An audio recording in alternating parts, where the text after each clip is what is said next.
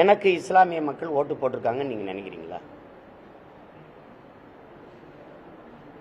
அல்லாவுக்கு பொதுவாக நான் பேசுறேன்னு வச்சுக்கிறீங்களா? போடல.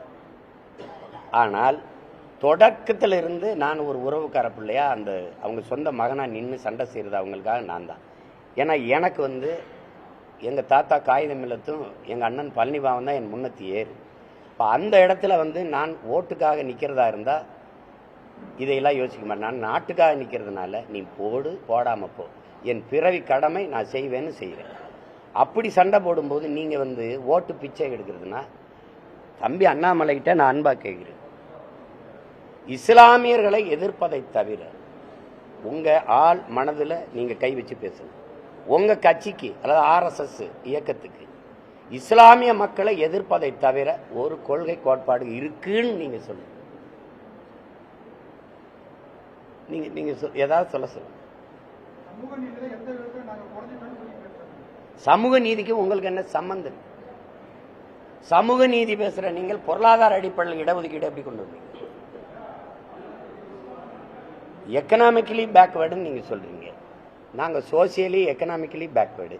நீங்க இந்த இடஒதுக்கீடு முறை எதற்காக கொண்டு வரப்பட்டதுன்னு முதல்ல முடிவுக்கு வாங்க.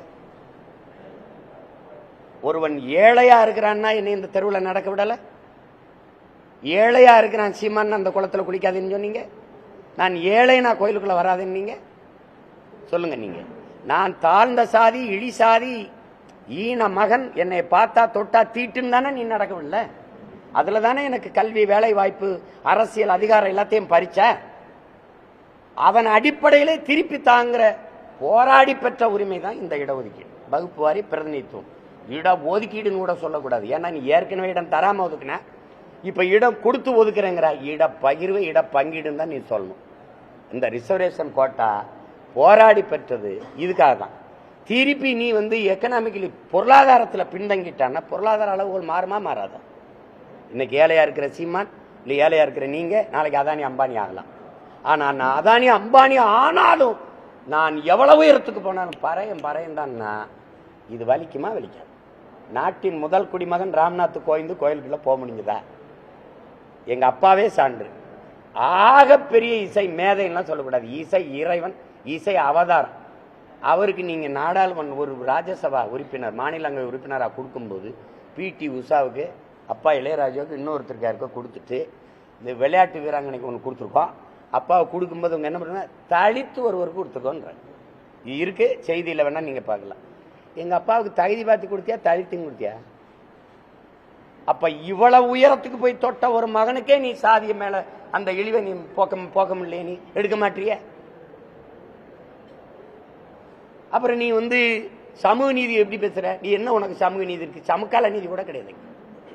சாதி வாரி கணக்கெடுப்பு எடுக்குமா BJP? எடுக்க சொல்லுவாரா என் தம்பி அண்ணாமலை? எடுக்க சொல்லுவாரா? சொல்லுங்க. எடுக்குமா?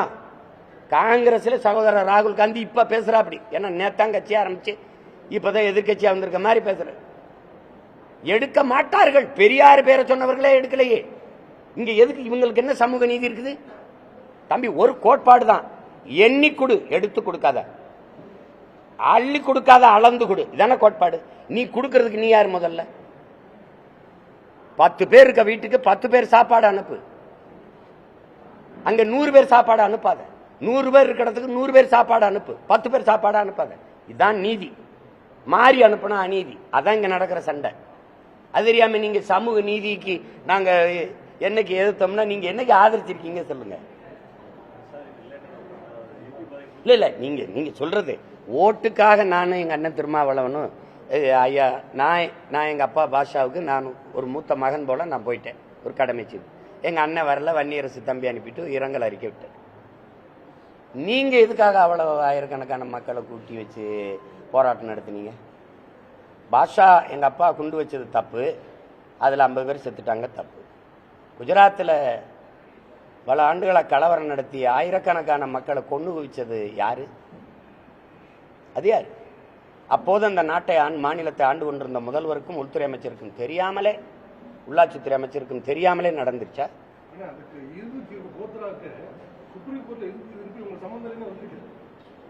நீதிமன்றம் யாருக்கு சம்பந்தம் இருக்கு? நீதிமன்றம் சொல்லிடுச்சு. உங்கள் மனசாட்சின்னு ஒண்ணு இருக்குல்ல, அந்த மன்றம் சொல்லுதா? ஒருத்தர் தெரியாம நடந்துச்சா? சொல்லுங்க தம்பி. இது நீதிமன்றம் சொல்லிடுச்சுன்னா ஏற்க சொல்லிடல. நீதிமன்றம் சொன்னதுக்கு தானே ஆளுநர் பதவி. எல்லாத்தையும் வெளிப்படையா பேசணும்னு நினைக்கிறீங்களா? தர்க்கம் பண்ணணும்னு நினைக்கிறீங்களா? நீங்க தம்பி, நீங்க சொல்ல சொன்னா சொல்றாங்க. நீதிபதிகளை நியமிக்கிறது யாரு? தாகிருஷ்ணன் ஐயா, எங்க ஐயா கொலை வழக்கில் கூட தான் யாருமே கொலையாளி இல்ல விடுதலை. தன்னைக்கு தானே குத்திக்கிட்டு செத்துட்டாரா? இல்ல மக்களே அந்த கலவரத்தில் ஒருத்தர் வெட்டிட்டு செத்தாங்களா? எந்த நாட்டில் எங்க இருக்கிறீங்க நீங்க? இங்க தீர்ப்புகள் தான் சொல்லப்படும் தம்பி. நீதி வழங்கப்பட்டதில்லை இந்த நாட்டில். இது தீர்ப்பு மன்றங்கள் தான், நீதிமன்றங்கள் கிடையாது இந்த நாட்டில். அது சொல்லப்பட்டிருச்சுன்னு தான் தெரியுமே. பல்கீஸ் பானு பாலியல் வன்கொடுமை வழக்கில் கூட தான் எல்லாரும் விடுதலை ஆயிருக்கிறாங்க. அதையெல்லாம் அவங்க கண்டிப்பாங்களா?